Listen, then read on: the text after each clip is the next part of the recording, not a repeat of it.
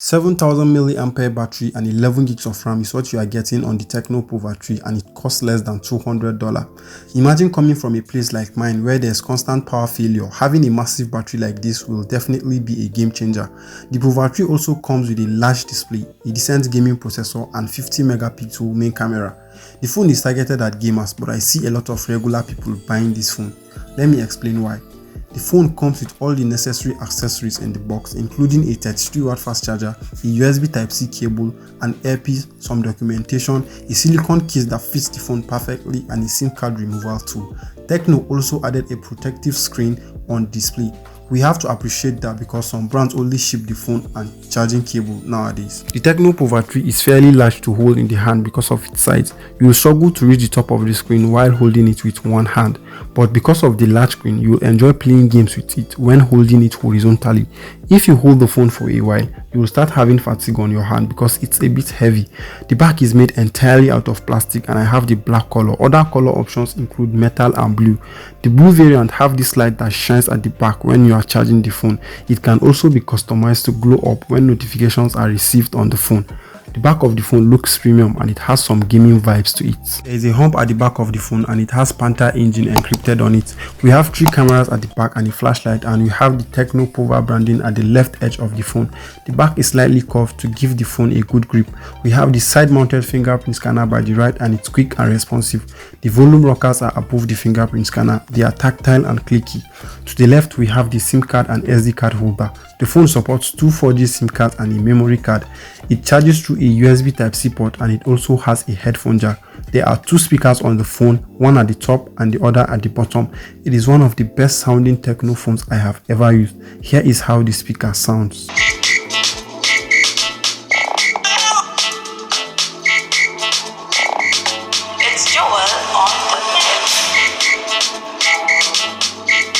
There's a tiny microphone for calls at the bottom. The design is great. I love how slim the phone is despite having a 7,000 milliampere battery. We have a dot-in display housing the selfie camera and it doesn't get in the way while watching content or playing games. Tecno also added a vibration motor inside the phone and I'm in love with the haptic feedbacks I get while tapping or typing on the phone. It was thoughtful of Tecno to add such feature, especially since it's a gaming phone. The display is 6.9 inches and the resolution is 1080p. We also have a 90Hz refresh rate to make the screen animation smoother and faster.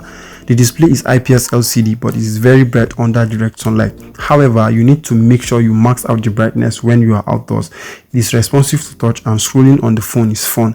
The tint is quite noticeable but it is nothing to worry about. You also have the option to turn on the refresh rate in the setting if you want to. Overall, the display is sharp and responsive. The Pova 3 has a dedicated gaming mode called Panther engine, and since it's a gaming phone, it is only right.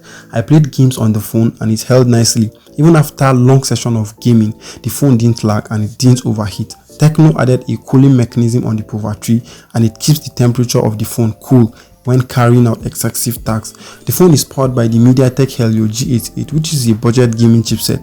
It does a decent job in terms of performance and there are no delays while opening up apps. The chipset is better than the Helio G85 Tecno used on the Spark 9 Pro.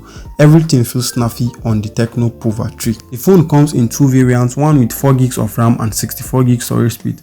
But the variant I have here has 6 gigs RAM and 128 gig storage. You can expand the RAM to 11 gigs using memory fusion. The phone retains apps in the background for long periods of time. You can clearly see the impact of the RAM. It is running on Android 11 and highest it is the user interface. We have the normal Tecno interface and Android 12 didn't bring much changes to the UI. Icons are a little bit refined but you still have those unnecessary apps that push unwanted notifications to the phone's home screen. You can remove them or disable them from pushing notifications on the phone. There are a lot of features and customization in the settings, especially in the special functions menu. You will also find the new Tecno wallet if you check out the call tab. I'm not sure if there will be a software update, but there will be security updates at least for a year. The primary camera on the Pova 3 is a 50 megapixel camera. We also have 2 additional cameras at the back that include a 2 megapixel depth sensor and a QVGA lens. Up front, we have an 8 megapixel selfie camera. Here are photos from the Tecno Pova 3. Photos taken with the main camera are detailed enough, but it depends on the light condition. The portrait mode also blurs the background, but edge detection is not the best. The selfie camera is also okay, and the phone also has a super night mode. Here are more photos and videos from the Tecno Pova 3.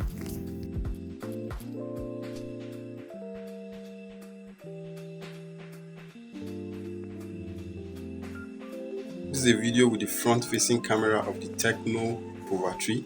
As you can see, I'm shooting in 2K and I have the portrait video mode on. You can see the background is blurred, but the edge detection is not that good. You can also shoot videos with this phone at 1080p and 720p. Let me know what you think about this selfie video in the comment section below. Battery is 7000 mAh and the phone supports 33W fast charging. You can also use it as a power bank to charge other phones, and it has up to 10W power support for charging other phones. The battery is a monster. You cannot finish it in a single day. I see a 3-day battery life for casual users here. Charging the phone from 0 to 100 takes up over 2 hours. The Pova 2 had an 18W fast charging support, and it's refreshing to see that Tecno opted with a 33W fast charger here. As far as battery is concerned, this is a good phone. The phone also has FM radio, calls are loud and clear, and in some regions it also has NFC support. In conclusion, the Pova 3 is a performance beast for its price. Tecno outdid themselves on this one, and there is hardly anything you can point out that is not good on this phone. I think it is one of the phones to beat around its price category. The Infinix Hot 12 and Tecno Spark 9 Pro are close, but in terms of raw performance and battery, they can't compete. Let me know in the comment section if you want me to compare the Tecno Pova 3 with any Tecno or Infinix phone. That's all for this one, and I'll see you in my next video.